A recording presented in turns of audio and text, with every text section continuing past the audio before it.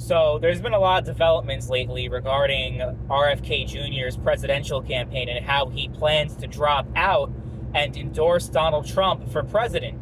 This is something that I thought was happening for a while. Ever since the assassination attempt, there's been reports about Trump and RFK having a closer relationship and talking regularly following the assassination attempt, and how it was specifically stated that they have deep mutual respect for one another. And I'm like, well, I can see where this is going. And, Trump needs, this is a razor thin margin election. This is going to be super, super, super close, where 1 to 2% in any of these swing states can decide the entire election. So, when you have a candidate like RFK who's polling as high as 5% in a lot of these states, and he drops out and endorses Trump, yeah, that's a huge boon to the Trump campaign and can completely change the trajectory of this race. Of course, a lot of Democrats and Harris supporters are seething and coping. A lot of them are saying, oh, well, RFK is a vaccine denier and, all this. Like RFK is crazy. Like, I'll admit, like, he's a fucking nutcase. But they're saying, oh, well, he's not gonna change the outcome. He's not gonna do anything, and it's not gonna make a difference. And actually, people are gonna be less likely to vote for Trump because RFK's in the race. Like, if people were not gonna vote for Trump, they were not gonna vote for Trump. Like, after everything that's happened over the past 8 years, everything Trump's done and said, if you are voting for him and then you're gonna change your vote over RFK, I don't think so. I just don't think that's gonna happen. And even swing voters, I think what it comes down to is, are you currently happy with the way things are? Are you happy with the economy right now? Do you think that everything is headed in the right direction? If not, and the vast majority of Americans think not, then that is probably going to be the ultimate deciding factor in Trump winning the election. But RFK dropping out and supporting him, even if, let's say, he has 5% support, and there were polls in Pennsylvania that gave him 5%. If, let's say less than half, 40% of RFK supporters, take that endorsement seriously and decide to vote for Trump, then boom, game, set, match, that's the election. Because, these polls have Harris up by 1 to 2%. So that alone can decide things. And there's really, if you're supporting RFK, you're probably not voting for Harris. I mean, it's been proven that RFK was taking more votes away from Trump, a lot more than he was from Harris or Biden previously.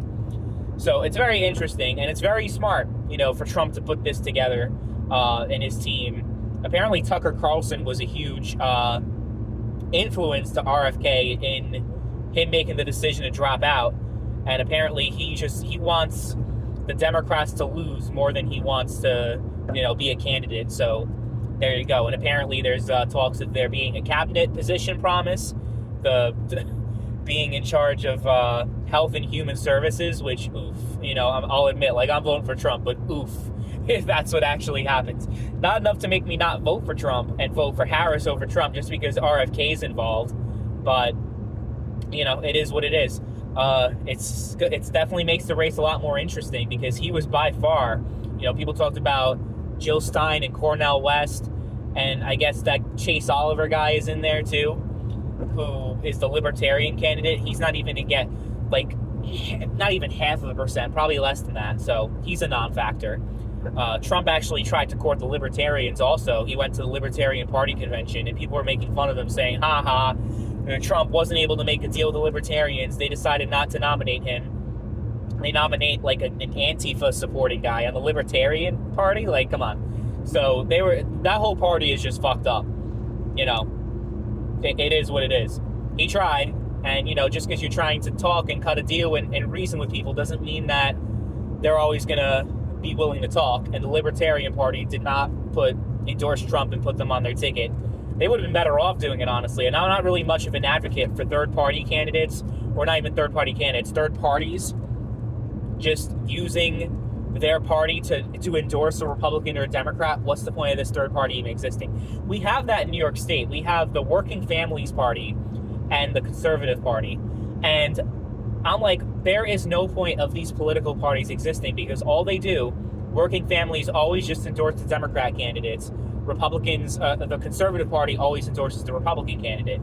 It never, like, they never put their own candidate forward. They never do anything. So when people talk about, New York having a prominent third-party system, not really. They're just vassals of the main two parties, and they don't really actually do anything. They're really, functionally, they might as well not exist.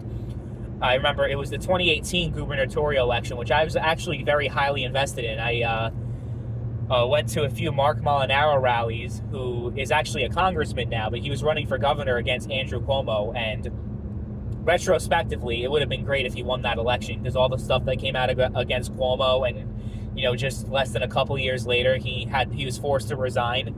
But people were like, well, you know how New York is, we can't vote for a Republican, so he got blown out, and it wasn't even close. Cuomo beat him. But there was Cynthia Nixon, who was running for she was challenging Cuomo in the Democratic primary. But prior to the Democratic primary in New York, the Working Families Party endorsed Cynthia Nixon instead of Andrew Cuomo. But what happened? Cuomo won the Democratic primary handily, and it wasn't even the Working Families Party that decided to withdraw their endorsement of Nixon and putting her on their ballot.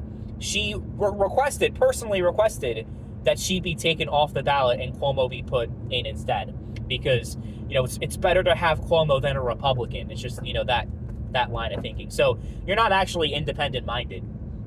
You could have ran your own campaign, and who knows what would have happened. I think Cuomo probably still would have won, because his margin was so wide at that point. It was like a 30-point gap, and New York is a liberal slanted state, that you could have like a moderate Democrat, or whatever you want to call Cuomo, a progressive, and a Republican. You could have a viable three-way race there, and it would make the elections at least a lot more interesting. I'm not just saying that because I'd want the Republican to win.